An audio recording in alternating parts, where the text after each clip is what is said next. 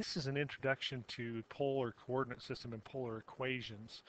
The difference between those and rectangulars, where we're used to getting points in the ordered pairs x, y, is now our ordered pairs are r, a radius or a distance, with theta, angle measure or a direction. And I'm going to refer to our radius being the distance I'm going to throw a rock, and the theta is going to give us what direction I'm throwing the rock in. So basically I stand here at the origin and then I rotate theta, in this case negative pi on 4, which of course is 180 divided by 4, 45 degrees into the fourth quadrant, and I throw the rock a distance of 2, giving me this point. So again, everything's centered at the origin. You just rotate and throw.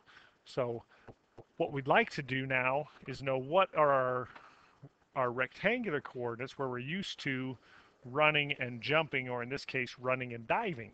So we complete this by, typically in a 45-45 we would work with smaller sides to bigger sides, but now we've got the bigger side.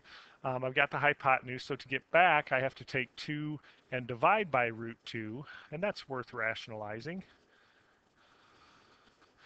I get 2 root 2 on 2, 2's cancel, square root of 2. So I'm over root 2 and down root 2. My rectangular coordinates are root 2 on negative root 2. And that has a lot it's a lot of what we're going to be doing. And the nice thing about this is, if you have even a vaguest of memories about what we did in trigonometry a few months ago, this should be kind of in our comfort zone. Okay, so another example, similar process. We're going to go ahead and plot the given point and then find 3 other ways to represent that point between negative pi on 2 and pi on 2. So 1 revolution backwards to 1 revolution forwards. This tells us I'm going to rotate backwards 11/6 pi. So we are 1, 2, 3, 4, 5, 6, 7, 8, 9, 10, 11. So we are rotating to this position, and we are throwing a distance of 5 root 2. And if we were handling this like the last problem, we'd now be trying to find these distances for rectangular. I'm going to go ahead and do that, even though that's not what this problem is calling for. This is a 30-degree angle, and to get from the long side to the short side over here of a 30, 60, 90, we divide by 2. So that's 5 root 2 on 2. And to get from short side to the longer leg, we multiply root 3. So 5 root 6 on 2. However, that's not what this problem's really calling for. This wants 3 more like this, 3 more ordered pairs of how far am I going to throw the rock, how far do I have to rotate. I can only rotate backwards or forwards 1 revolution. So I can't go rotate 6 times around and then 30 more degrees, but I can rotate 30 degrees or pi on 6 forward and throw the rock 5 root 2. And then we got to get a little bit sneaky, because otherwise I got to deal with multiple revolutions. As an option to that, I could say, well, how about if we rotate around to here, so we're in this position now, but I throw the rock backwards. So how would we represent that? My rotation is pretty clear along the green line. I've rotated 7/6 pi, but now of course I want to throw the rock backwards, negative 5 root 2. Which opens up our last possibility. Is then I guess if I can do that, I could rotate this way and throw the rock backwards. So that would be a rotation of negative 5/6 pi, throw the rock backwards 5 root 2. So any point out there, any point can be named within 1 revolution forward or backward, can be named 4 ways in polar coordinate system.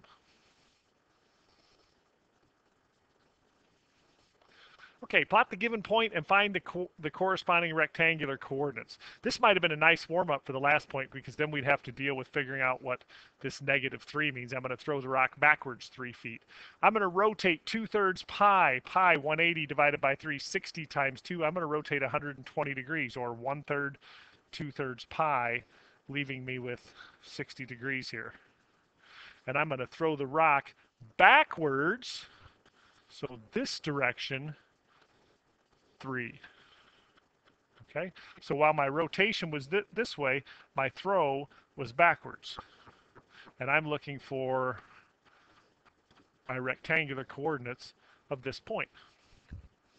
So from this 60-degree angle, my long side is 3, my short side right here is half of that, 3 on 2, so I need to go to the right 3 on 2. My distance up to my point is the short side 3 on 2 times √3. So once again, it just falls kind of back into our comfort zone of working with our 30, 60, 90s, 45, 45s, a little bit of rotation work, and maybe some Pythagorean work along the line. Okay, number 36, we've got a point given at 512. We're supposed to take that point that's given at 512,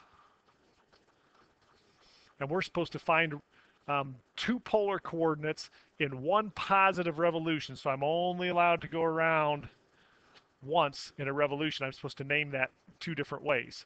So this real quickly, how far am I going to throw the rock? The hypotenuse, well, 5 and 12, Pythagorean triple. You can go through the Pythagorean work, but this side is 13. It's just how far do I need to rotate? So we need to find this angle measure, theta. So how far do I need to rotate before I throw my rock 13? Well, I had a student has suggested to me we could law of cosines this, and I'm like, absolutely, we could law of cosines and find that. But we don't have to law of cosines when we're dealing with right triangles. From theta, I know the opposite adjacent hypotenuse. I can inverse tangent this, I could inverse sine this, I could inverse cosine this to come up with theta. So I'm going to throw the rock 13 feet. And how far do I have to rotate? If I go tangent inverse, I need tangent inverse of my y on x, or opposite on adjacent ratio, which is 12/5. That would be the exact answer. And of course, set your calculator to radians, because we are most definitely dealing with radian measure here if you're looking for a decimal approximation. So what is our other option if I can only go from 0 to 2 pi, only that forward revolution? I could go past and stop here and once again throw the rock backwards. So how much further have I rotated? A full half revolution, or pi. Another way to name this would be throw the rock, hang on a second, would be to throw the rock backwards 13. And how far do we rotate? Well, we're going to go pi beyond tangent inverse of 12/5. And once again, I would expect this problem, if there was a book solution, very, very well may ask you to round to a couple decimal places, but that would be our exact answer for it.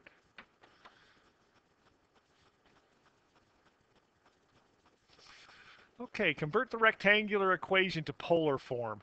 This is pretty slick. This is rectangular, no doubt about it, because I've got an x, I've got a y. Okay, now we want to introduce for polar, we want to introduce things like radiuses and thetas. But x,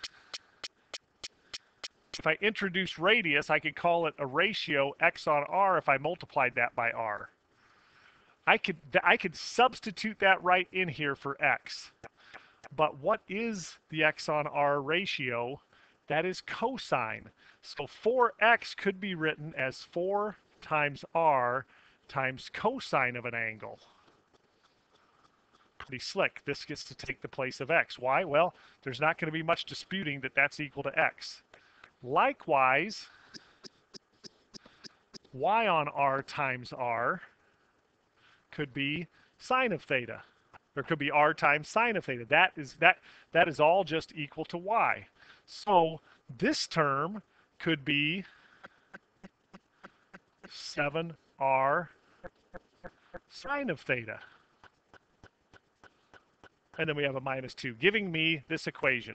So I've got 4 times r cosine of theta plus 7r sine of theta minus 2 equals 0.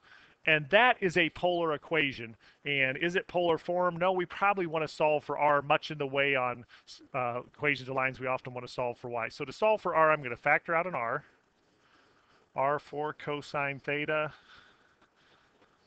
plus 7 sine theta equals 2, and then just divide away, and I get r equals 2 on 4 cosine of theta plus 7 sine of theta. And it's kind of interesting, and you can check this on your calculator, it's kind of interesting to look at this and say, does that graph really represent the same thing of this graph, which I know is just a straight line? Maybe a little bit surprising there. There may be some thought we'll put to that a little bit later, but this is what we're looking for. That is the same as that. Okay, now this is, my book just cracks me up on this because this says to do the types of conversions we're about to do, you have to be pretty ingenious for this. But what do we know about cosine? We're supposed to convert the polar equation to rectangular form, r equals cosine of theta. Well, in polar equations, I get things like r's and thetas, but I want x's and y's. But what do we know about cosine? Cosine is x on r, so I get r equals 2 times cosine is just x on r. So I'm closer to rectangular form because I have an x, but I don't like the r's. I'm going to multiply both sides by r.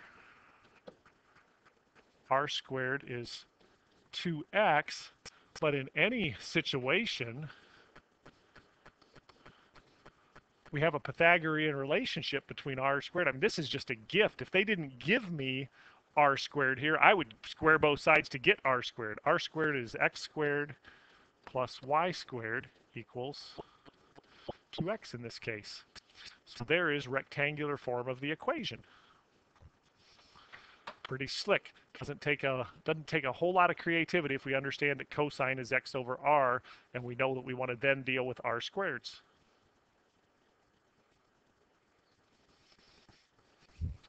Convert the polar equation to rectangular form. Okay, this one, I'm used to seeing thetas and r's. I just see theta. In rectangular land, this is sort of like this situation. Y equals 4, where y is 4, and x can just run wild. In this case, theta is 11/6 pi, but r can just run wild. So if I go to 11/6 pi, 1, 2, 3, 4, 5, 6, 7, 8, 9, 10, 11, I am now at a 30-degree reference angle. And if I consider I can throw my rock forward or backward, then there's a line we're dealing with. Well, if I just think of y equals mx plus b, b is 0 because we're definitely going through the origin. I just need a slope. So my 30, 60, 90, I could call this side 1, make that -1. This side 2, double it, and this side -1 times root 3, and here's my slope, rise over run. I rise -1, I run 3. So I get y equals -1 on root 3x. And that is it.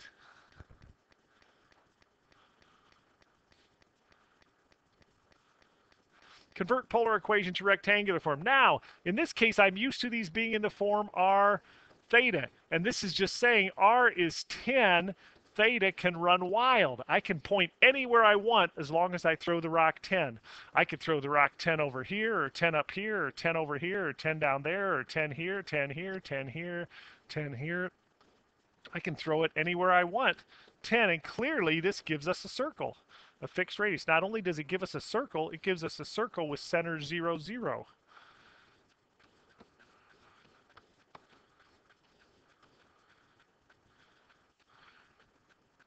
And that is it. X squared plus y squared equals 100. So we've converted from r's and thetas, even though theta wasn't involved, was just running wild, in what wasn't involved, into x's and y's. Okay, convert the polar equation to rectangular form. Well, what do I not like? I don't like r's and thetas if I'm going for a rectangular form. I want x's and y's. Well, secant, reciprocal of cosine. Cosine, x on r. Secant, r on x. What do I like? I like the x. What do I not like? I don't like the r. If only I could get rid of the r. Well, I can divide both sides by r.